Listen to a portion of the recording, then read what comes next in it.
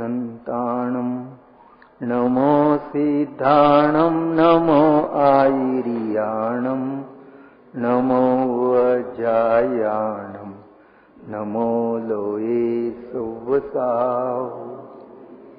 मंगलम भगवान वीरो मंगलम गौतमो गणि मंगलम कुंदकुंदार्यो जैन धर्मोस्तु मंगलम सर्वमंगलमांगल्यं सर्वकल्याणकारकं प्रधानं सर्वधर्माणां जैनं जयतु शासनं जैनं जयतु शासनम्।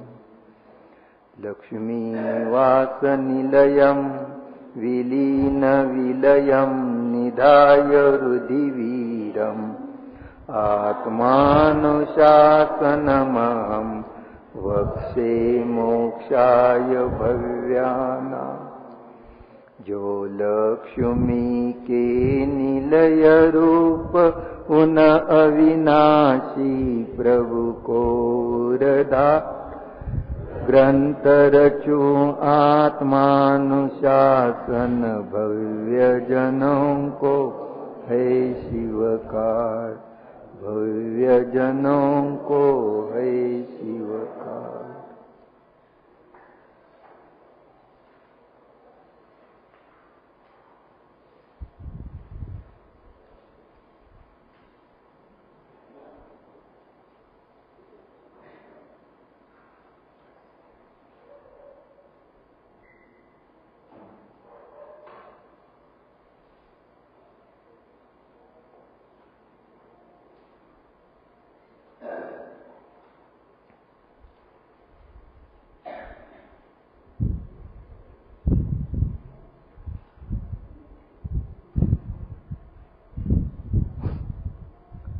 आत्मानुशासन गुणभद्राचार्यांनी लिहिलेला हा ग्रंथ आहे।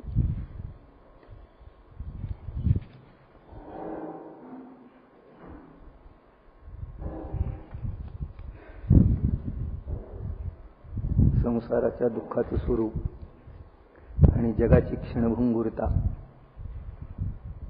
याचं वर्णन करून या ठिकाणी पान नंबर 49 वर 53वा श्लोक वर्तमान दुःखों का वर्णन।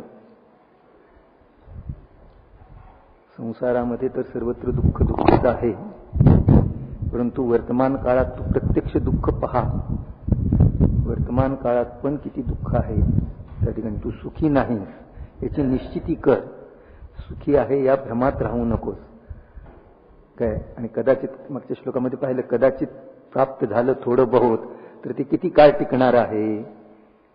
तुझा काळ किती मोठा आहे, आता वर्तमान काळ किती थोडा आहे, अति थोडा। भविष्यकाळ पुढचा किती मोठा आहे, पुढचा प्रवास खूप मोठा आहे। तू वर्तमान भरोशावर राहू नको त्या ठिकाणी।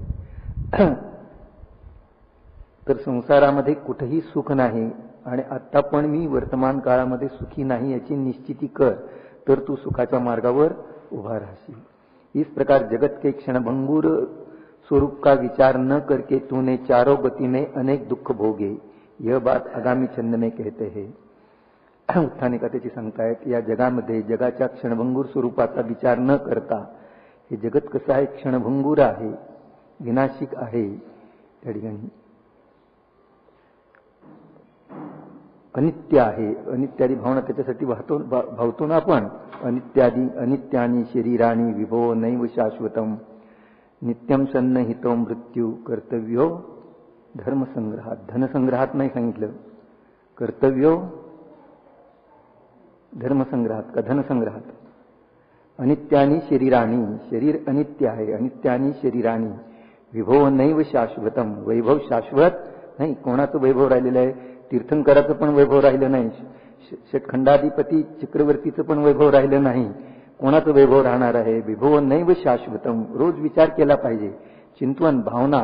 विभो नैव शाश्वतम नित्यम सन्नहितो मृत्यू, मृत्यू प्रतिक्षणाला जवळ जवळ येतो आहे। कर्तव्यो धर्मसंग्रहात, धनसंग्रहात नाही, धर्मसंग्रहात। धर्मसंग्रह कर, हे धर्माचं चलन सगळीकडे चालतं, हे धनाचं चलन आहे ते भारताबाहेर चालत नाही। नोटांचं चलन सोनं वगैरे असेल तर जगात चालेल, पण त्याच्या बाहेर चालत नाही त्या ठिकाणी. धर्म हे चलन मात्र सर्वत्र चालतं. म्हणून कर्तव्यो धर्म संग्रहात. हे सगळं कसं आहे, क्षणभंगूर आहे याचा विचार कर. है युग युग के ए रीत यहाँ की हर आने वाला जाता है. युगायुगापासून इथली रीतच अशी आहे, हर आने वाला जाता है. युग युग के ए रीत यहाँ की हर आने वाला जाता है. ये झूठे रिश्ते नाते है, ये झूठी प्रेम कहानी है. क्षणभंगुर जीवन है चेतन, इस जग की यही कहानी है. क्षणभंगुर जीवन है चेतन. कोणाला सांगतायत?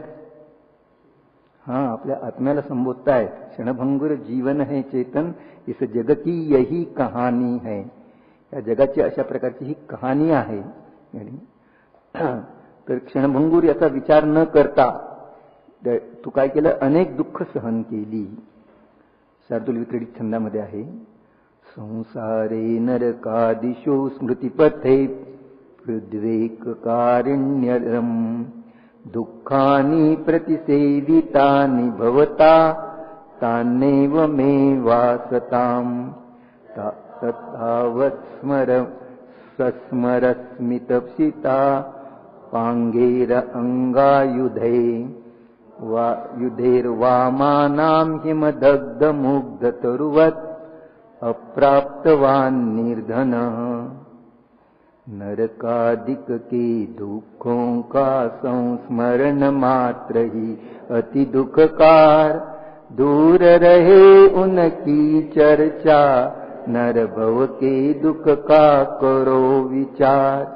हे निर्धन तू काम शस्त्र सम मंद हास्ययुत कामिनी के. तीक्ष्ण कटाक्षों से बिंद कर हिमदग्ध बाल तरु समदह के. नरकादिक के दुःखों का संस्मरण मात्र ही अति दुःखकारक. नरकाच्या दुःखाचं नुसतं स्मरण देखील किती आहे, भयंकर दुःखकारक आहे. नरकाच्या दुःखाचं वर्णन छडालेमध्ये वाचलं ना. तिल तिल करे देह के खंड, असुर भेडावे दुष्ट प्रचंड. सिंधू नीर ते प्यास न जाय, तो पण एकण गुन्ह. इतका पापाचा तीव्र उदय आहे बघा, इतकं दुःख आहे. नरकगतीमध्ये अति तीव्र दुःख आहे. सगळ्यात जास्त दुःख संयोगजनित नरकगतीमध्ये आहे. निगोदामध्ये त्याच्यापेक्षाही अधिक दुःख आहे. एक श्वास मे 18 बार. अलग लक्षामध्ये नरकाचं दुःखाचं थोडं तरी वर्णन करता येतं. 3-4 श्लोकामध्ये वर्णन केलेलं आहे दौलतरामजीनं नरकाच्या दुःखाचं. निगोदाच्या दुःखाचं वर्णन कुठं आहे? एका शब्दात आहे जिनवाणीमध्ये, अनंत. दुसरं दुःखाचं वर्णनच करू शकत नाही. निगोदाचं दुःख ते स्वयं जाणतात, दुसरे केवली भगवान जाणतात. आपण नरकाच्या दुःखात दुःख आहे ते संयोगाने जाणू शकतो. त्याचे तीळ तुकडे करतायत, पाणी नाही, खायला नाही, बाहेर संयोगाने. तो दुःखी किती आहे त्याचा अनुमान तोच करू शकतो. पण संयोगाच्या द्वारे आपण त्याचं दुःखाचं स्वरूप जाणू शकतो. तसं निगोदाच्या दुःखाचं स्वरूप एक ते जीव स्वयं जाणतात, दुसरे केवली भगवान जाणतात. आपल्याला त्याचा अनुमान येत नाही. कांदा, लसूण, बटाटा, गाजर, मोळी याच्यामध्ये निगोदी जीव आहेत ना. सर्वत्र निगोदी जीव भरलेले आहेत ठसठसून. कुठं जीव नाही असं ठिकाण नाही. संपूर्ण सिद्धशिलेपासून 7व्या नरकाच्या खालीपर्यंत सर्वत्र निगोदी जीव आहेत ना. एका श्वासामध्ये 18 वेळा जन्ममरण करणारे. त्यांचं दुःख अति तीव्र आहे. निगोदामध्ये दुःख अति, आणि तिथं राहण्याचा काळ पण खूप मोठा आहे. आत्मस्वभावाच्या विराधनेचं फळ निगोद आहे. धर्माच्या विराधनेचं फळ चैतन्य स्वरूपी आत्म्याचा जो धर्म, त्याच्या विराधनेचं फळ निगोद आहे. तो परंपरेने निगोदामध्ये जाणार हळूहळू. 2च मार्ग आहेत. एक आत्मस्वभावाची आराधना करेल तर तो मोक्ष मार्गस्थ वाटचाल होत जाईल, सरळ सरळ त्या ठिकाणी मोक्ष मार्गाला प्राप्त होईल.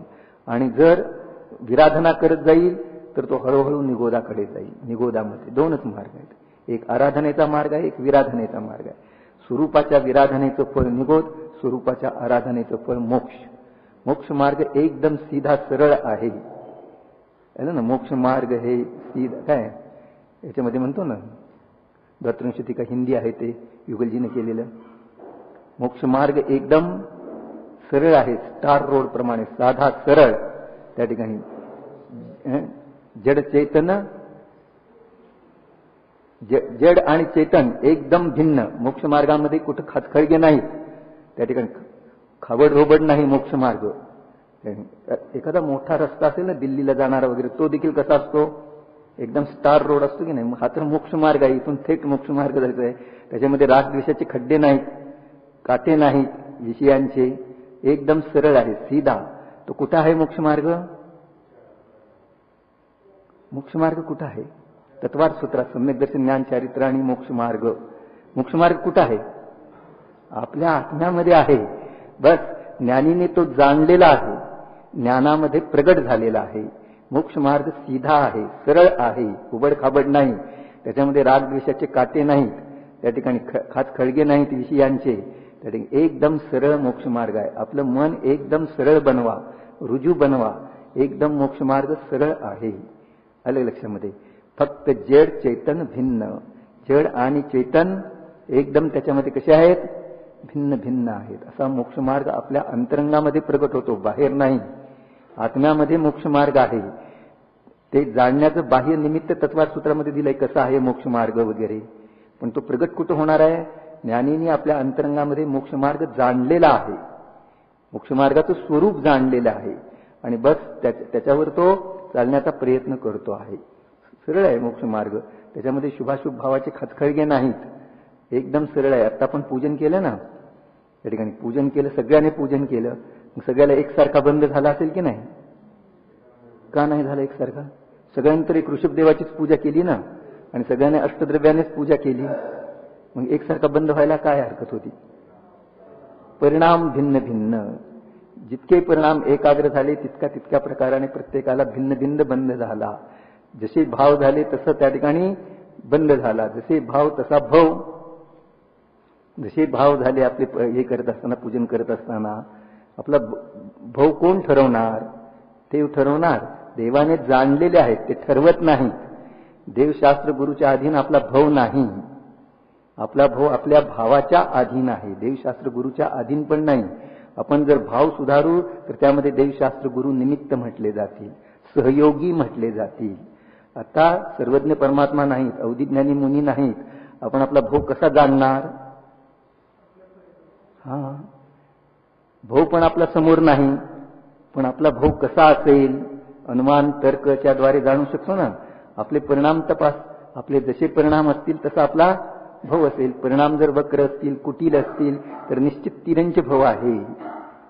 परिणामामध्ये कुटीलता असतील, दिखाऊ, बनावट, सजावट, दिखावट न करके जैन धर्म का मर्म जानना चाहिए. कशामध्ये आलं? महाराजांच्या कॅलेंडरमध्ये आलं ना. बनावट, दिखावट, सजावट सोडून मर्म जाणा. आपला भाव कशाच्या अधीन आहे? आपल्या भावाच्या. आपले भाव कसे आहेत हे आपण एक जाणू शकतो, दुसरे कोण जाणतात?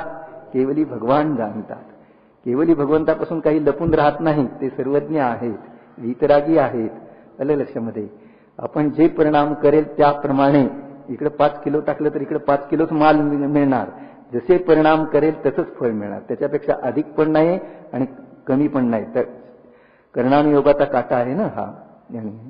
आपण काय पाहतो, तो नरकामध्ये इतकं दुःख सहन केलं या जीवाने. नरकादिक के दुःखों का संस्मरण मात्र ही अति दुःखकारक. चारी गतीमध्ये दुःख आहे, नरकामध्ये अति तीव्र दुःख आहे. त्याच्यापेक्षा कमी दुःख तिर्यंच गतीमध्ये आहे, त्याच्यापेक्षा कमी दुःख मनुष्य गतीमध्ये आहे, आणि त्याच्यापेक्षा कमी दुःख देवगतीमध्ये आहे. सुख कुठं आहे? कमी दुःखाला सुख मानण्याची व्यवहारी जीवांची रीती आहे.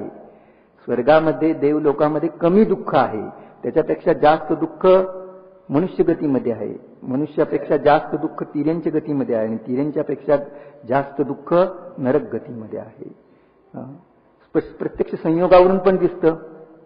देवांना भूक लागत नाही, तहान लागत नाही, लागली तर किती काळानंतर लागते. ज्या जीवाचं 22 सागराचं आयुष्य आहे त्यांना 2200 वर्षानंतर एकदा श्वास घेण्याची इच्छा होते. किती? देवाच्या श्वासा एवढं देखील आपलं आयुष्य नाही. 22 सागर ज्याचं आयुष्य आहे त्या जीवाला 2200 वर्षानंतर, 12 सागर ज्याचं आयुष्य आहे त्यांना 1200 वर्षानंतर श्वास घेण्याची इच्छा होते, आणि 12,000 वर्षानंतर एकदा आहार घेण्याची इच्छा होते. ज्याचं 12 सागराचं आयुष्य आहे त्यांना 12,000 वर्षानंतर एकदा आहार घेण्याची, म्हणजे इतक्या काळानंतर. आहार घेताना हात भरवावे लागत नाहीत, ओठ भरवावे लागत नाहीत. आहार घेण्याची इच्छा झाली, कंठातून अमृत झरतं आणि लगेच तृप्तता होते. ताट मांडावं लागत नाही, पाट मांडावं लागत नाही, स्वयंपाक करावा लागत नाही. ज्या क्षणाला इच्छा झाली त्या क्षणाला अमृत झरतं त्या ठिकाणी. त्या अपेक्षेने सुखी. आपल्याला जर भूक लागली तर 2-3 तास थांबा, स्वयंपाक होतो आहे है ना. प्रतीक्षा करावी लागेल, एवढा पुण्याचा प्रचंड उदय नाही त्या ठिकाणी. ताट पाट मांडावं लागेल, हाताने घास ग्रहण करावं लागेल, कष्ट आहेत त्याच्यामध्ये है ना. पण मिळणार, 2-4 तासात मिळण्याची शक्यता आहे ना त्या ठिकाणी. त्या अपेक्षेने तिरेंच्यांना भूक लागली तर महिना मिळत नाही, 15-15 दिवस मिळत नाही. पुण्याचा अति क्षीण उदय आहे. पण याच्यावरून सगळे घ्यायचं त्या ठिकाणी. इच्छा झाली की तेव्हामध्ये लगेच पूर्तता होते. मनुष्यामध्ये कदाचित होते, कदाचित नाही. झाली तर इच्छा पूर्ती व्हायला वेळ लागतो. तिरेंच्यामध्ये इच्छा पूर्ती होत नाही बहुतेक त्या ठिकाणी. आणि नरकामध्ये तर नाहीच नाही. भूक लागली नरकामध्ये तर आयुष्यभर नाही. एक पाण्याचा थेंब नाही, एक अन्नाचा कण नाही. दुःख कसं आहे, चारही गती दुःख आहेत. कमी दुःख आणि जास्त दुःखाचा फरक आहे फक्त त्या ठिकाणी. परंतु दुःख आहे हे स्वीकार कर. निराकुलतेचं नाव सुख आहे. एक मोक्षामध्येच सुख आहे, अन्यत्र कुठेही सुख नाही त्या ठिकाणी. तर नरकादिक के दुखों का संस्मरण मात्र ही अति दुखकार. दूर रहे उनकी चर्चा, नरभव के दुःख का करो विचार. आता त्याचे मागं जे दुःख भोगलं त्याची चर्चा सोडून दे त्या ठिकाणी. पण आत्ता नरभवामध्ये किती दुःख आहे त्याचा तरी विचार कर त्या ठिकाणी. तू सुखी आहेस का या मनुष्य भवामध्ये देखील. हे निर्धन, बघा शब्द काय वापरले, निर्धन म्हटलं आपल्याला. हे निर्धन, कारण का निर्धन म्हटलं, पुण्य पण थोडंसं घेऊन आलेलं आहे आणि वीतराग भावाचा पत्ता नाही. निर्धन, आपलं धन वास्तविक ज्ञान धन आहे ना त्या ठिकाणी, तेही अल्प आहे. ज्ञानधन आपल्याकडे अल्प आहे आणि पुण्य पण अल्प आहे. तू काम शस्त्र सममंद हास्ययुक्त कामिनी के, तीक्ष्ण कटाक्ष से बिंद कर, हिमदग्ध बाल तरू समदह के. हिमदग्ध बाल तरू, नुकताच अंकुर कुठं धर्माचा फुटायला लागलेला आहे आणि त्याला जादा प्रचंड थंडी, जादा ऊन असेल तर तो काय होईल, करपून जातो. तशी तुझी अवस्था झालेली आहे. कुठं आत्ताशी समजायला लागलेलं आहे 6 द्रव्य काय, 7 तत्व काय, भगवान कसे असतात, आपलं स्वरूप काय आहे. कुठं आत्ताशी अंकुर फुटायला लागलेला आहे. पण त्या अंकुराला हे देखील या ठिकाणी हे विषय कशाय आहेत. तू काम शस्त्र सममंद हास्ययुत कामिनिके, तीक्ष्ण कटाक्षों से बिंद कर. या ठिकाणी हे विषय कशाय आहेत, त्याच्या कारणाने तुझी अवस्था कशी झालेली. हिमदग्ध बाल तरु समदहके, हिमदग्ध बाल तरु प्रमाणे कसं दृष्टांत दिलेलं आहे. नुकताच कोंब फुटला, अंकुर फुटला, त्याला किती जपावं लागतं, नाहीतर तो काय होतो, दग्ध होऊन जातो. आत्ताशी धर्माचा अंकुर फुटायला लागलेला आहे आणि तुझी अवस्था कशी झालेली आहे त्या ठिकाणी. अशा प्रकारची अवस्था झालेली आहे. हे जीव, इस संसार में नरकादी योनियों में तूने जो अत्यंत दुख भोगे है, उसका स्मरण मात्र से आकुलता उत्पन्न होती है. हे दुःख भगवान तर सगळे जाणता आहेत, त्रिलोकीनाथ केवली भगवान तर हे जाणतायत. पशु नारक नरगतीमध्ये किती किती दुःख सहन केलं, कुठल्या कुठल्या गतीमध्ये गेला आणि काय काय सहन केलं, हे सगळं तुला सांगायची काय आवश्यकता नाही. प्रत्यक्ष तुम्ही जाणता आहात त्या ठिकाणी. पण त्याचं स्मरण मात्र मला देखील शस्त्राने घात केल्याप्रमाणे दुःख होत आहे. नुसतं स्मरण केलं तरी सुद्धा. उन दुःखों की बात तो दूर, या दुःखाची गोष्ट तर दूर ठेवा. इस मनुष्य भव में ही तू जो दुःख भोग रहा है उनका विचार कर ले. या मनुष्य भवामध्ये तू जे दुःख भोगून राहिलेला आहेस त्याचा तर तू विचार कर. तू मनुष्य भवामध्ये इतके कष्ट सहन करतो आहे त्या ठिकाणी, सुखाच्या अभिलाषेने करतोय. आता सुख नाही, पुढं मृगसम मृग तृष्णा के पीछे, पुढं सुख मिळेल. मृगजलाप्रमाणे तो धावतोय त्या ठिकाणी. मोठं झाल्यानंतर सुख मिळेल, शिक्षण घेतल्यानंतर सुख येईल, व्यवसाय सुरू केल्यानंतर त्या ठिकाणी, लग्न केल्यानंतर, मुलं बाळ झाल्यानंतर, ती मोठी झाल्यानंतर, त्यांची लग्न झाल्यानंतर धावतो आहे सुख त्या ठिकाणी. दुरून दिसतंय सुख असल्यासारखं, पण सुख नाही. तिथं गेल्यानंतर लक्षात येते की इथं पण सुख नाही. पळतोय, धावतोय. एक चिमणी होती ना, एक पहाडावर तिचं घर होतं, ध्रुव पहाड, आणि ते आकाशातले ढग पाहून ती आकर्षित झाली. हे ढग तर किती सुंदर आहे, आपण या ढगावर जाऊन बसलो, तिथं आपलं घर तयार केलं तर किती बरं होईल, आपण किती सुखी होऊ. तिनं तो पर्वत सोडला आणि महाप्रयत्न करत करत उडत उडत उडत त्या ढगापाशी कशी तरी प्रयत्नपूर्वक पोहोचली महाप्रयत्नाने. आणि तिथे तिच्या लक्षात आले की हे ढग आहेत ते त्याच्यावर बसायला जाईल तर ते विरघळून जात आहेत, वाऱ्याने इकडे तिकडे हलतायत, त्याच्यावर बसायला पण नीट येत नाही, तर तिथं मी घर कसं बांधणार, स्थिर कसे राहणार, माझा तो ध्रुव पर्वत होता तोच चांगला होता. तसं हा या ठिकाणी परद्रव्याला पाहून पराचं आकर्षण याच्यामध्ये उत्पन्न होतो आहे आणि आपल्या ध्रुव बाबाला सोडून ध्रुव पर्वताला सोडून तो धावतो आहे. ह्याच्यामध्ये सुख मिळेल, त्याच्यामध्ये सुख मिळेल, त्याच्यामध्ये एक सोडून दुसऱ्या, दुसऱ्या सोडून तिसऱ्या पदार्थाच्या पाठीमागं. या विश्वामध्ये किती पदार्थ आहेत? अनंत पदार्थ आहेत. एक सोडून दुसऱ्या, यात सुख नाही, त्यात सुख नाही, त्यात इथं नाही तिथं, तिथं नाही तिथं धावतो आहे. पण तिथं पोहोचल्यानंतर त्याच्या लक्षात येतं की इथं पण सुख नाही, इथं पण सुख नाही, परत धावतो आहे दुसऱ्या पदार्थाच्या पाठीमागं. परद्रव्यामध्ये तो सुखाचा शोध घेतो आहे. परद्रव्यामध्ये कसं सुख सापडेल? सुख आहे आत्म्यामध्ये. कस्तुरी मृगाच्या नाभीमध्ये कस्तुरी आहे आणि कस्तुरी मृग आयुष्यभर कस्तुरीचा शोध कुठं घेतो आहे? जंगलामध्ये, बाहेर. कुठून सुगंध येतोय त्याचा त्याला पत्ता नाही. त्याला ती कस्तुरी मृगाच्या नाभीमध्ये कस्तुरी आहे, स्वतःच्याच नाभीमध्ये आहे, पण शोधतो आहे बाहेर. इकडून येतो आहे, इकडून येतो आहे, इकडून येतो आहे, धावतो आहे, पळतो आहे. त्या ठिकाणी धावून पळून पळून शेवटी सुकून जातो आहे, पण त्याला सुखाचा शोध होत नाही. त्याच्याच नाभीमध्ये कस्तुरी आहे. तसं या ठिकाणी आपल्या आत्म्यामध्ये सुख, आत्मा स्वयं सुख स्वभावी आहे आणि सुख शोधतो आहे परद्रव्यामध्ये. याच्यात सुख मिळेल, त्याच्यात सुख मिळेल. परद्रव्यामध्ये सुख आहे कुठं? कारण त्याच्यामध्ये सुख नावाचा गुण पण नाही. येईल कसं सुख त्या ठिकाणी? सुख म्हटलं, आनंद म्हटलं की लगेच काय आठवायला पाहिजे? जीव आठवायला पाहिजे. कारण जीवामध्ये सुख आहे. गोडी म्हटलं तर काय आठवतं लगेच आपल्याला? साखर. ते त्याचं तत्व आहे. मग जीवाचं तत्व सुख आहे. सुख म्हटलं तर आपल्याला धनसंपत्ती आठवते, सोनं नाणं आठवतो, टीव्ही आठवतो, आत्मा आठवत नाही. म्हणजे विपरीत आहे की नाही आपल्या ज्ञानामध्ये? सुख म्हटल्यानंतर, आनंद म्हटल्याबरोबर लगेच आत्मा आठवायला पाहिजे, जीव आठवायला पाहिजे. कारण तो सुखाचा अविनाभावी संबंध आहे त्याच्याशी. सुख हे त्याचं तत्व आहे, सुख हे त्याचं स्वरूप आहे, सुख हा त्याचा गुण आहे. आणि त्याची अवहेलना करून आपण परपदार्थामध्ये सुख शोधतो आहे. हाच अनादर आहे, इन्सल्ट आहे आपल्या आत्म्याचा. आपला आत्मा स्वयं सुख स्वभावी परिपूर्ण सुखाने भरलेला, त्या ठिकाणी सुखाचा सागर दर्या असताना सुख परद्रव्यामध्ये आहे ही मान्यता पहिले बदला. परद्रव्याला सोडण्याचा उपदेश देत नाहीत त्या ठिकाणी. हे सोड, तुला निश्चय झाल्यानंतर आपल्या आपण तुझी शक्ती वाढेल, तुझी कमजोरी नष्ट होईल, तू स्वयं त्या ठिकाणी हे सगळं सोडून मुनी दीक्षा घेशील. पहिले श्रद्धा तर बदल. पहिले श्रद्धा की सुख बाहेर कुठेही मिळणार नाही, केव्हा पण मिळणार नाही. जन्मल्यापासून मरेपर्यंत बाहेर धावेल, पण सुख येणार नाही, कोणालाही प्राप्त झालं नाही, होणार नाही. ज्याने परद्रव्याच्या पाठीमागं धावायचं बंद करून जे स्वतःमध्ये स्थिर झाले ते सुखी झाले. है ना? ज्याने परद्रव्याच्या पाठीमागं धावायचं बंद करून स्वतःमध्ये जे स्थिर झाले ते सुखी झालेले आहेत, गॅरंटीनं त्या ठिकाणी. आणि जे परद्रव्याच्या पाठीमागं धावत बसले त्याच्या पाठीमागं दुःख धावलं, संसार धावला.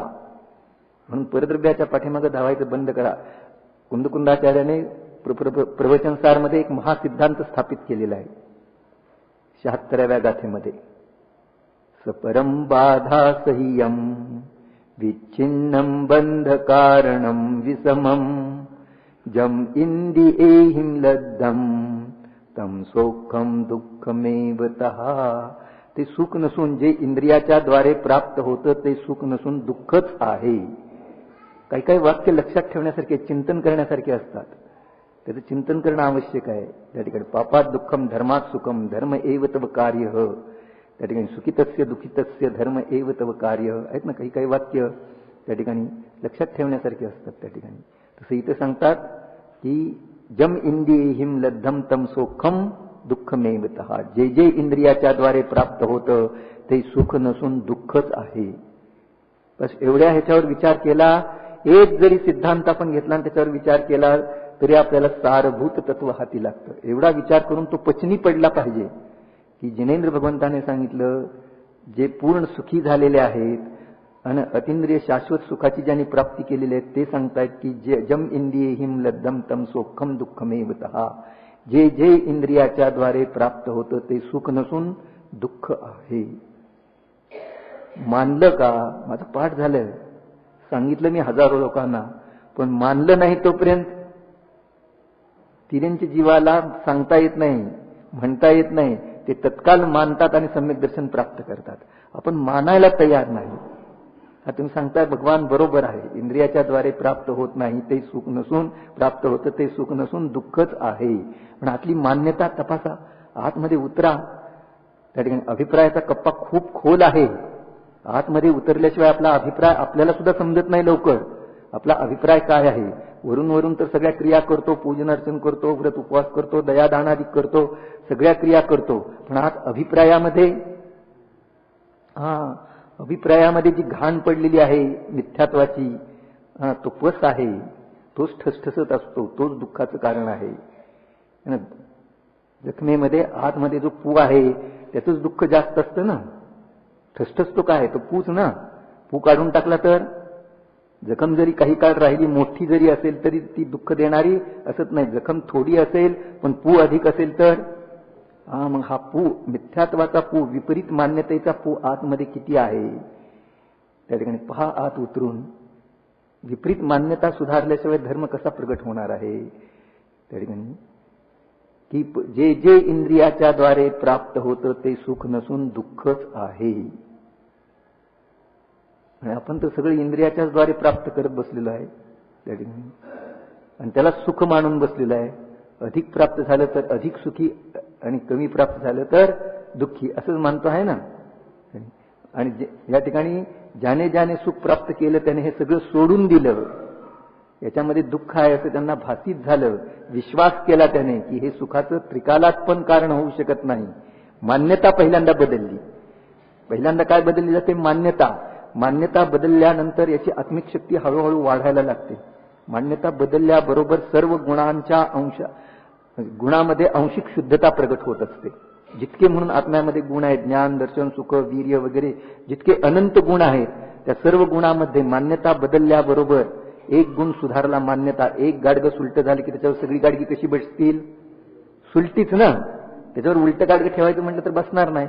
पहिलं गाडगं सुलटलं की सगळी गाडगी सुलटली. अनादिकालापासून पहिलं मान्यतेचं गाडगं उलट आहे, विपरीत आहे, त्यामुळे सगळी गाडगी उलटीच त्याच्यावर. मान्यता उलटी आहे. परद्रव्यातून सुख येतं, इंद्रियातून सुख येतं, इंद्रिय सुखाचं कारण आहे हे मान्यता. मग त्याच्यावर दया करेल, व्रत करेल, दान देईल, उपवास करेल, पूजन करेल, सगळी गाडगी उलटीच बसणार. सुलटी कशी बसतील? तू पहिलं गाडगं उलट ठेवले ना, ते सरळ कर पहिलं, मग सगळी गाडगी सुलटी बसती. एक गाडगं सुलट केलं की पुढचे लगेच सगळे दया कर, व्रत कर, उपवास कर, जे जे करतील, दया, शांती, समता, क्षमा, सत्य, त्याग, वैराग, तुझ्या घटामध्ये जे जे उत्पन्न होणार आहे ते सगळं सुलट, ते सगळं मोक्षाचं कारण. आणि पहिली मान्यतेचं गाडगं उलट असेल तर सगळं संसाराचं कारण. तू काही करशील ते संसाराचं कारण. कारण पहिलीच मान्यता चुकीची आहे तुझी. 2 दुने 5, 5 दुने 10, 10 दुने 20, 20 दुने 40, दुने 80, दुने 160. सगळं बरोबर आहे की नाही? 80 दुने 160 बरोबर आहे की नाही? म्हणजे बरोबर आहे की नाही मी म्हणतो ते? पहिलं चूक आहे. बरोबर नाही. 2 दुने 5, मूल में भूल. पहिलं तू चुकलं ना, सगळा पाडा तुझा कोटीपर्यंत म्हणशील, तू बरोबर म्हणशील भले, पण मूल में भूल, 2 दुने 5. त्या ठिकाणी सुख काय आहे? परद्रव्यामध्ये सुख आहे. शरीर सुखाचं कारण आहे, इंद्रिय सुखाचं कारण आहे, विषय सुखाचं कारण आहे. ही तुझी मान्यता उलटी आहे. इथं तुझी चूक आहे. ही पहिली सुलटी कर, बस सगळं सुलटलं. एक मान्यता सुलटली तर सर्व गुणामध्ये आंशिक शुद्धता प्रगट झाली. तुझा मोक्ष मार्ग सुरू झाला. 90% मोक्षाचं कार्य झालं. मान्यता सुधारण्याचा पुरुषार्थ भले जगाला दिसत नसेल, पण हा जबरदस्त पुरुषार्थ आहे, खूप मोठा पुरुषार्थ आहे. त्या ठिकाणी खूप विचाराच्या द्वारे तो प्रगट होतो. सहजासहजी अनादिच्या मान्यता आहेत ना, सहजासहजी सुटते का? हे शरीर माझं आहे, शरीर सुखाचं कारण आहे, पैसा सुखाचं कारण आहे, भले तोंडाने बडबड करता येईल वाचाळाप्रमाणे त्या ठिकाणी, पण आतमध्ये अभिप्रायाला धक्का लागू देत नाही ना. त्या ठिकाणी अभिप्राय बदलण्याचा पुरुषार्थ. काय होऊन काय होईल, सगळं सुटून जाईल. आणि नाहीतरी अशी मान्यता उलटी ठेवली तरी सुटून जाणार आहे आणि सरळ मान्यता केली तरी ते यथासमय सुटणार आहे. पण तुझी मान्यता तू सुलटी करून घे ना. त्या ठिकाणी वस्तू स्वरूपामध्ये तू फेरबदल करू शकत नाही, संयोगामध्ये फेरबदल करू शकत नाही त्या ठिकाणी. पण तुझी मान्यता उलटी करशील तर तुला मिथ्यात्वाचं महापाप लागेल. म्हणून पहिल्यांदा जैन धर्म मान्यता सुलटी करण्याचा पहिला उपदेश देतो. सर्व ग्रंथामध्ये पहिल्यांदा तू आपली मान्यता बदल, विपरीत मान्यता सोड. या ठिकाणी मी कोण आहे याची निश्चिती कर, आपला वास्तविक परिचय करून घे. या शरीराला आपलं मानू नको, आपलं नाव काय आहे, आपलं काम काय आहे याची निश्चिती कर. तर आपण काय पाहतो तो प्रवचनसार मधला महासिद्धांत, सपरम बाधा संयम सपरम. इंद्रिय सुख कसं आहे, परावर अवलंबून आहे. सपरम, त्याला इंद्रिय पाहिजेत, इंद्रियांचे विषय पाहिजेत, त्या ठिकाणी अनुकूल साधन सामग्री पाहिजे. सपरम बाधा संयम. पुन्हा ते इंद्रिय सुख कसं आहे, बाधा सहित आहे. अतिसेवन झालं त्या ठिकाणी तर काय होतं, ते बाधेला प्राप्त होतं, रोगाधिक उत्पन्न होतात. सपरम बाधा संयम विच्छिन्नम, विनाशिक आहे, एकसारखं राहणारं नाही. विच्छिन्नम बंध कारणम, आणखीन बंधाचं कारण आहे. वर्तमान काळामध्ये देखील आकुलतेचं कारण म्हणजे दुःखाचं कारण आहे. भविष्य काळात त्याचं फळ आठपट येणार आहे. आता थोडासा कसाय केला, रात केला म्हणून काय झालं, आता मुठभर पेरली ज्वारी तर त्याचं पीक किती येतं, खंडीभर येतं की नाही. मुठभर पेरलं की खंडीभर येणार. तसे आता मुठभर कशाय पेरले तर त्याचं पीक किती येणार. कृषकर्षती कशायः, कशायाची संधी करताना कशाय पाहूर मध्ये सांगितले ना, कृषकर्षती इति कशायः. हायची कशायाची शेती चालू आहे सतत, कशाय पेरतो आहे आणि त्याचं पुढच्या काळामध्ये पीक वाढत वाढत जाणार, दुप्पट चौपट आठपट कशायांची शेती चालू आहे. त्या ठिकाणी कृषकर्षती इति कशायः, त्या ठिकाणी कशायांची शेती या ठिकाणी व्यवसाय या ठिकाणी चालू आहे, विपरीत व्यवसाय त्या ठिकाणी. तर सपरम बाधा संयम विच्छिन्नम बंध कारणम विषमम, एकसारखं नाही, विषम आहे. जम इंद्रियेहिम लब्धम, हे वाक्य लक्षात ठेवा. जे जे इंद्रियाच्या द्वारे प्राप्त होतं, जम इंद्रियेहिम लब्धम तम सौखम, ते सुख नसून दुःखमेव तहा, दुःख आहे. हे जिनेंद्र भगवंताचं वाक्य आहे, आगमाचं वाक्य आहे. पूर्ण श्रद्धान करा, विचार करून श्रद्धान करा, अंधश्रद्धा नाही. आलं लक्षामध्ये. एकदम विचार करून जम इंद्रियेहिम लब्धम तम सौखम दुःखमेव तहा. जे जे शरीराच्या द्वारे प्राप्त होतं, इंद्रियाच्या द्वारे प्राप्त होतं ते सुख नसून दुःखच आहे. वर्तमान काळात पण ते दुःखाचं कारण आहे, भविष्य काळामध्ये त्याचं पीक भरपूर येणार आहे. तो रुद्र होता ना, 11वा रुद्र, त्या ठिकाणी त्याला रुद्र मुनी आहेत ना, 11व्या गुणस्थानापर्यंत गेले, उपशम भावाला प्राप्त झाले. आणि पुन्हा राग उत्पन्न झाला, कशाय भाव उत्पन्न झाले. ज्या क्रमाने ते वर गेले त्या क्रमाने खाली येतात. मिथ्यात्व गुणस्थानात येऊन ते 7व्या नरकाला गेला.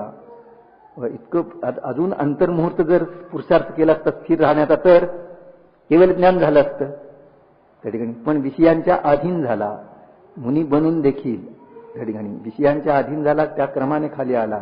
आणि ते कथा आहे अन्य मतामध्ये ते भर्तृहरीने लिहिलेलं शृंगार शतक आहे ना, त्याच्यामध्ये आलं ना, एक श्लोक आला त्याच्यामध्ये, एकहा रागीषु राजते प्रियतमा देहार्द्रधारी हरी, निरागेषु विमुक्त ललना संगोन यस्मात् परा, दुर्वार स्मरकाम बाण पन्नग विशो व्यासक्त मुग्धो जनो, शेषा काम विडंबितो न विषयान भोक्तुम न मोक्तुम क्षमा. 4 ओळीचा श्लोक आहे. एका रागीषु राजते प्रियतमा देहार्द्रधारी हरी. हरीनं काय केलं, आपल्या अर्धभागामध्ये आपल्या स्त्रीला धारण केलं, पार्वतीला अर्धभागामध्ये त्या ठिकाणी. एक असा आहे निरागेषु विमुक्त ललना संगोन यस्मात् परा. आणि एक रागीमध्ये एक प्रसिद्ध आहे आणि एक वीतरागीमध्ये प्रसिद्ध आहे. वीतरागीमध्ये कोण प्रसिद्ध आहे, जिनेंद्र भगवान. त्यांना कोणाचाही संग नाही, कशाचा पण संग नाही, स्त्रीचा तर नाहीच नाही, पण कशाचा पण संग नाही. विमुक्त ललना संगोन यस्मात् परा. आणि बाकीचे एक रागीमध्ये प्रसिद्ध त्याचं उदाहरण ठेवलं, एक वीतरागीमध्ये प्रसिद्ध त्याचं उदाहरण ठेवलं. बाकीचे कसे? शेषा काम विडंबितो न विषयान्न भोक्तुम न मोक्तुम क्षमा. बाकीचे सगळे विडंबित आहेत, अर्धवट आहेत, धड भोगू शकत नाहीत, धड त्यागू शकत नाहीत. एक कोणाचा तरी आदर्श घ्या, एक तर त्या हरीचा आदर्श घ्या, एक तर जिनेंद्र भगवंताचा आदर्श घ्या, काय. पण बाकीचे सगळे अर्धवट, धड भोगू शकत नाहीत, धड त्यागू शकत नाहीत. शतकत्रयामध्ये हा श्लोक आलेला आहे त्या ठिकाणी. ठीक आहे. तर जे इंद्रियाच्या द्वारे प्राप्त होतं ते सुख नसून दुःख आहे. तर मनुष्यभवामध्ये इस मनुष्यभव में ही तू जो दुःख भोग रहा है उनका ही विचार कर ले. बस तू दुःख भोगतो आहेस ते सुख आहे का दुःख आहे एवढा तर निर्णय कर. त्या ठिकाणी शांत चित्ताने निर्णय कर. एका ठिकाणी बस, विचार कर की हे सुख आहे की दुःख आहे. या निर्णयाप्रत तर ये.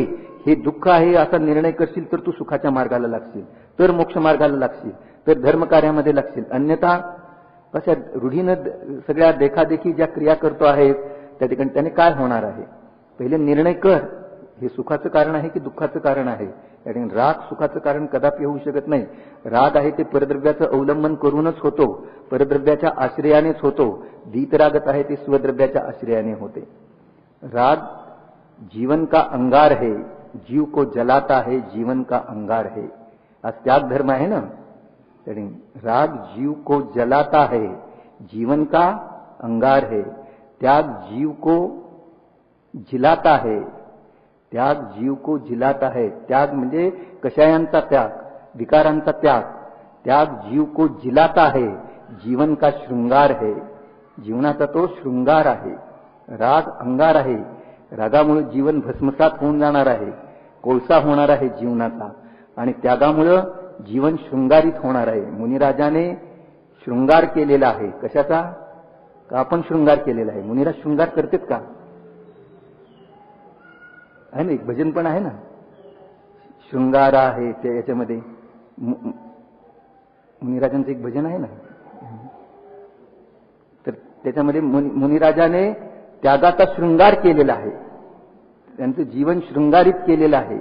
अलग लक्षामध्ये आपण आपलं शरीर शृंगारित करतो, आत्मा आत्म्याला शृंगारित करायचं आहे. त्या ठिकाणी हा आत्म्याला शृंगारित करण्याचा पर्व आहे. त्याग आत्म्याला शृंगारित करतो है ना. या ठिकाणी जीवन जगवितो. त्या ठिकाणी जीव को जिलाता है, त्याग जीव को जिलाता है, जीवन का शृंगार है. तर या मनुष्यभवामध्ये जे तू दुःख भोगले त्याचा तर विचार कर, उनकाही विचार कर ले. तू निर्धन होकर भी अनेक प्रकार के भोगों का अभिलाषी है. निर्धन असून देखील अल्प ज्ञान आहे तुला. ज्ञान किती आहे? खूप मानतो मला खूप ज्ञान झालं, पूर्वजांना ज्ञान नव्हतं, हे नव्हतं ते नव्हतं. आता आमच्याकडे सगळे कॉम्प्युटर सायन्सच्या विद्या वगैरे सगळ्या आलेल्या आहेत, आम्ही खूप ज्ञानी झालेलो आहे. अशा प्रकारे तू अभिमान करतो आहेस. पण तुझ्याकडे किती ज्ञान आहे हे नीट तपासून पहा है ना. व्यर्थचा अभिमान करतो आहे हा त्या ठिकाणी. आणि हे सगळे जरी प्राप्त झाले तथा किम है ना. त्या ठिकाणी लब्धवा मान्या, त्या ठिकाणी काय लब्धवा राजमान्या, सगळ्या विद्या प्राप्त केल्या तथा किम. त्या ठिकाणी सगळीकडे जेवढी संपत्ती वगैरे आहे ती प्राप्त झाली, प्रभाव प्राप्त केला तथा किम. भुक्त्वा सुंदरांगी नारी सुंदरांगी तथा किम. ज्याने स्व आत्म्याचं अनुभवन केलेलं नाही तो त्या बेडकाप्रमाणे मी खूप काही केलं, त्याला माहीत नाही दुनिया केवढी आहे, दुनिया कशी आहे, आपल्या आत्म्याचा स्वभाव कसा आहे. त्या ठिकाणी त्याला माहीत नाही, तो याच्यामध्ये सुख मानून बसलेला आहे. अनेक प्रकार का भोगों का अभिलाषी है. तू निर्धन होकर भी अनेक प्रकार के भोगों का अभिलाषी है और कामासक्त स्त्रियों के द्वारा मंद हास्य तथा उनके तीक्ष्ण कटाक्ष रूपी बाणों से घायल होकर तेरी दशा दाहग्रस्त बाल वृक्ष कोमल पौंडे के समान हो रही है. आणि तुझी दशा एक विषय त्या ठिकाणी दाखवला. त्याप्रमाणे पाचही इंद्रियाचे विषय घ्यायचे. स्पर्शन इंद्रियाचा विषय त्या ठिकाणी, नेत्र इंद्रियाचा विषय. तर एका इंद्रियाच्या विषयाच्या अधीन होऊन त्या ठिकाणी तू घायल झालेला आहेस. आणि तुझी स्थिती कशी झालेली आहे? बालवृक्ष कोमल पौद्याप्रमाणे तू होरपळून निघालेला आहे. त्या ठिकाणी ऊन कडक पडलं आणि कोंब फुटलेला असेल तर तो कसा होऊन जातो? कोमजून जातो ना लगेच. तशा प्रकारची तुझी हालत झालेली आहे. भावार्थ अनादिकाल से अविवेकी होने के कारण इस क्षणभंगुर जगत की माया में आसक्त होकर तूने संसार में नरक निगोदादि के अनेक दुख भोगे हैं। उनके चिंतन मात्र से अत्यंत क्लेश उत्पन्न होता है। त्याच्या चिंतनाने अत्यंत क्लेश उत्पन्न होतो। उन दुखों की बातें तो दूर रहो, अति दुर्लभ मनुष्य भव पाकर भी विषयों की तृष्णा के कारण तूने लेश मात्र भी सुख नहीं पाया। अति दुर्लभ मनुष्य भव, किती स्वर्गाचे भव सुलभ आहे, मनुष्य भव अति दुर्लभ आहे, है ना। शास्त्र म्हणतात 2000 साधिक 2000 सागरोपम काळ जर निश्चित केला त्रस्पर्यायाचा, तर त्यामध्ये स्वर्गाचे भव 1360 भव स्वर्गात, 1360 सागर याचं आयुष्य स्वर्गामध्ये जातं। 2000 साधिक 2000 सागर, त्यापैकी 1360 सागर स्वर्गात, 640 सागर नरकामध्ये, झाले 2000 सागर। वरचे जे 6 अधिक आहेत त्यामध्ये मनुष्य पर्याय, म्हणजे किती मनुष्य भाव, नरकाच्या दुप्पट हा स्वर्गाचे भाव धारण करतो प्रत्येक जीव। तुम्ही म्हणता पुण्य केलं पाहिजे, सहज कोणी असो, मिथ्यादृष्टी असो, कसाही असो, त्या ठिकाणी नरकाच्या दुप्पट्याने स्वर्गाचे भाव धारण केलेले आहेत आणि मनुष्य भाव किती अल्प धारण केलेले आहेत। 6 अधिक मध्ये मनुष्य भाव गेले, अति अल्प मनुष्य भाव करोडो भाव, असंख्यात भाव देवाचे प्राप्त होतील, त्यावेळेस एक मनुष्य भाव मनुष्याचा भाव प्राप्त होतो। तरी याला देवाच्या भावाचं आकर्षण किती आहे। असंख्यात देवाचे भाव प्राप्त करेल त्यावेळेला मनुष्याचा भाव क्वचित प्राप्त होतो। दुर्लभ नरतनु असे तयाहुनी अति दुर्लभ जिन धर्म, मिळता तुझसी कानच यतसी दहन करा या कर्म। आणि यावेळी पण तू जर कर्माचं निर्जरा करण्याची संधी, धर्म प्राप्त करण्याची संधी जर सोडून दिली तर पुन्हा तुला केव्हाही प्राप्त होणार आहे। ते भोगामध्ये मस्त आहेत, है ना। त्या ठिकाणी नारकी जीव आहेत ते दुःखाने संतप्त आहेत। क्वचित जीवाला उपदेश देऊ शकतो, अन्यथा नाही त्या ठिकाणी, कारण ते दुःखाने संतप्त आहेत। स्वर्गातले जीव सुखामध्ये मस्त आहेत, तिर्यंचे जीव आहेत ते ज्ञानाची त्यांची क्षीणता आहे, अविवेकी आहेत। आणि मनुष्य प्रमादी आहे, त्या ठिकाणी त्याला सगळ्या बाजूने संधी आहे धर्म प्राप्त करण्याची, धर्म जाणून घेण्याची, परंतु थोडासा मनुष्यभाव प्राप्त झालेला आहे तो पण तो प्रमादामध्ये घालवून बसतो। तर दुर्लभ मनुष्यभाव पाकर बी, याच्यामध्ये आलं ना, जरा जावन पीडेही वाई जावन वड्डई जावन लियान हायंती ताव धम्म समाय रे। तू धर्म करून घे, जरा जावन पीडेही, जोपर्यंत जरा म्हणजे वृद्धापकाळ वगैरे येत नाही। वृद्धापकाळ आल्यावर काय करणार आहे, आधी काही कानावर शब्द नाहीत, कशाला काय म्हणतात माहीत नाही, रत्नप्रभा कशाला म्हणतात माहीत नाही। महाराजांचं प्रवचन चालू होतं आणि एक स्त्री झोपत होती, माहित असेल सगळ्यांना। त्या ठिकाणी महाराजांनी विचारलं, आप सो रहे शास्त्र सभा में, आपको रत्नप्रभा जाना है? तिला रत्नप्रभा काय माहीतच नाही ना। महाराज, हम जैसे पापी रत्नप्रभा कैसे जा सकते हैं, आप जैसे ही वहां जा सकते हैं। रत्नप्रभा पहिल्या पृथ्वीचं नाव आहे, नरकाचं नाव रत्नप्रभा आहे। तिला वाटलं रत्नप्रभेला जायचंय का, आम्ही कसं जाणार, आम्ही शास्त्रामध्ये झोपणारे, तुमच्यासारखे शास्त्र सांगणारे रत्नप्रभेला जातील। जर पारिभाषिक शब्द माहीत नसतील तर अवस्था कशी होईल।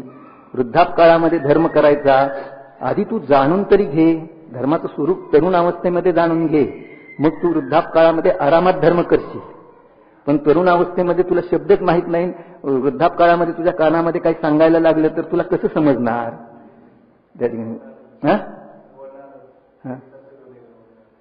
केस याच्यात आलेला आहे, पुढे एक श्लोक आलेला आहे, हे केस वगैरे पांढरे बाहेर पडतायत, तिची जी शुद्धता बाहेर चाललेली आहे, उडून निघून चाललेली आहे।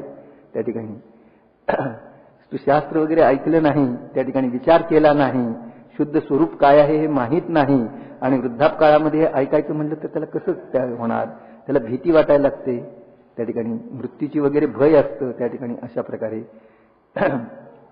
जरा जावन पीडीही वाही जावन वड्डई, जोपर्यंत व्याधी वगैरे शरीरामध्ये उत्पन्न होत नाही, पुण्याचा उदय आहे, शरीर अनुकूल आहे, साथ देत आहे, इंद्रिय साथ देत आहेत, जरा जावन पिढेही वाई जावन वड्डई जावन लियान हायंती, जोपर्यंत इंद्रिय हयात आहेत म्हणजे साथ देत आहेत आपल्याला त्या ठिकाणी, ताव धम्म समायरे, तोपर्यंत तू धर्म समजून घे. समजून घेण्याची गोष्ट आहे. धर्म काय चीज आहे हे तर समजून घे. त्या ठिकाणी तू परत केव्हा पण आरामात धर्म करशील त्या ठिकाणी. पण धर्म काय आहे हेच जर समजलं नाही आणि तो समजून घेण्याचा काळ तरुण अवस्थेमध्ये आहे, जोपर्यंत इंद्रिय शरीर साथ देत आहे, बुद्धी तल्लक आहे, तोपर्यंत धर्म काय आहे हे समजून घे. म्हणून मुलांना पण या अवस्थेमध्ये धर्म समजून सांगा, धर्माचं स्वरूपासंबंधी रुची लावा त्या ठिकाणी. तर ते म्हातारपणामध्ये देखील आपल्याला धर्मामध्ये सहयोग देतील. पाणी पाजतील, सहकार्य करतील आपल्याला त्या ठिकाणी. त्यांच्यावर धर्माचे संस्कार नसतील तर कमाई धमाईचे संस्कार केले, अधिक कमव म्हणजे तू सुखी होशील, उलटा उपदेश आपला असतो ना त्या ठिकाणी. बघा प्रत्येक जण उपदेश उलटा देतो आहे त्या ठिकाणी, कारण आपल्याला रुची कशी आहे, आपला अभिप्राय काय आहे. तू डॉक्टर हो, इंजिनियर हो, बंगला घे, मोटार घे, धनसंपत्ती खूप कमव म्हणजे तू सुखी होशील, आहे की नाही. आपली मान्यता कशी आहे तसाच आपण उपदेश देतो.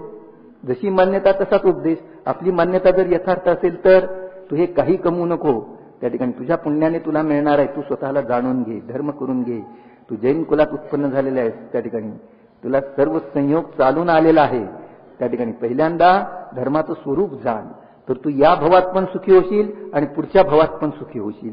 फक्त एवढा उपकार आहे, याच्यासारखा दुसरा उपकार नाही. असा उपकार गणधर भगवान पण करतात. 9व्या अधिकारामध्ये आलं ना मोक्षमार्ग प्रकाशकच्या, असं उपदेशाधिकाचं कार्य करून 8व्यात आलं काय, उपदेशाधिकाचं कार्य करण्याचं काम तीर्थंकर भगवान गणधराधिक पण करतात. जीवांना सुखी करण्यासाठी ते उपदेश देतात. तसं आपण पण आपल्या कुलात आपल्या पोटी जन्माला येणाऱ्या जीवांना उपदेश देऊन सुखाचा उपदेश देण्याचे भाव होणं, तसा प्रकारे उपदेश देणं हा मोठा उपकार आहे ना. हा उपकार आपण आपल्या पिढीवर केला पाहिजे, ती जर सुखी बनावी अशी इच्छा असेल तर.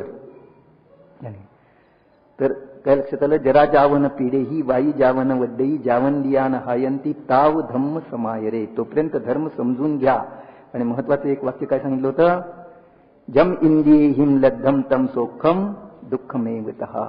जे जे इंद्रियाच्या द्वारे प्राप्त होतं, शरीराच्या द्वारे प्राप्त होतं, ते सर्व पराधीन आहे, बंधाचं कारण आहे, विषम आहे, नष्ट होणार आहे, ते सुख नसून दुःख आहे. चिंतन करा याच्यावर. ओम नमः सिद्धेभ्य.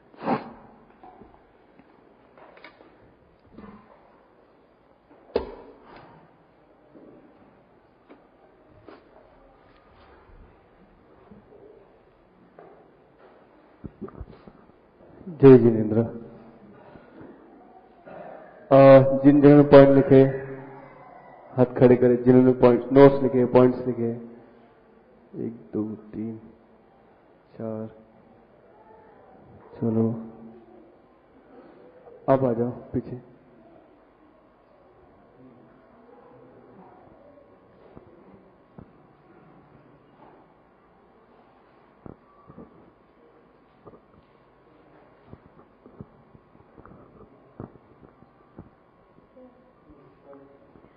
जड आणि चेतन भिन्न भिन्न जाणले तर जड आणि चेतन भिन्न भिन्न जाणले तर मोक्षमार्ग सरळ आहे.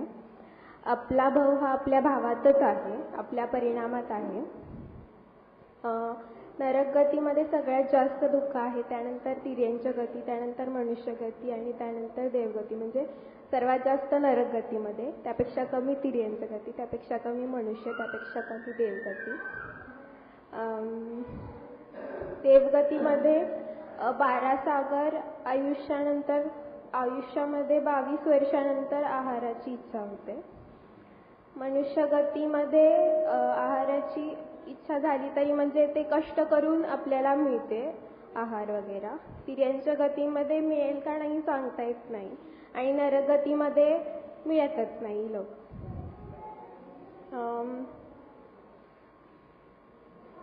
विषय कषायामुळे आपली अवस्था ही हिमदत्त बाल अंकुर प्रमाणे झाली आहे. आत्ता आपल्याला अंकुरा एवढाच धर्म कळाला आहे. आपण ध्रुव स्वभावाला सोडून बाहेर परद्रव्यामध्ये सुख शोधतो पण सुख मिळत नाही. जसे कस्तुरी मृग, म्हणजे त्याच्या नाभीमध्ये कस्तुरी असते आणि तो सगळीकडे त्याचा वास शोधतो.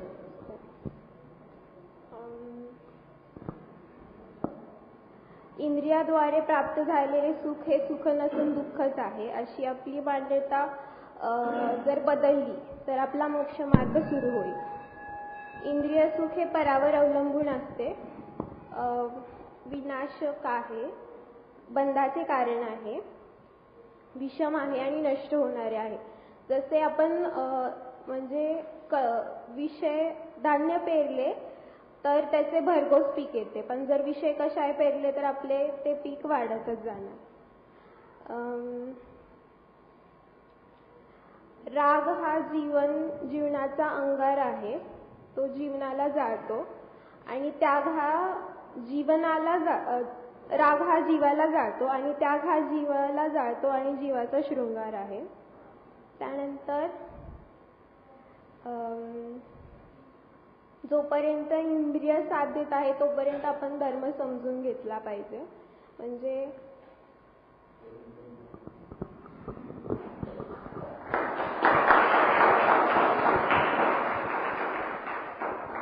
खूप चांगल्या प्रकारे नोट्स पॉइंट सांगितले त्यांनी. एक त्यांनी हे सांगितलं होतं उदाहरण, तुम्हाला फक्त त्याला उत्तर सांगायचं की रागीमध्ये कोण प्रसिद्ध सांगितलेले आहे आणि वितरागीमध्ये कोण प्रसिद्ध सांगितलेले आहे आणि कोणाच्या शरण जायला पाहिजे.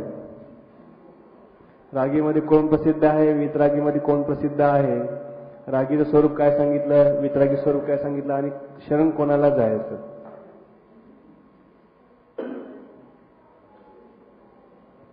हा बघा,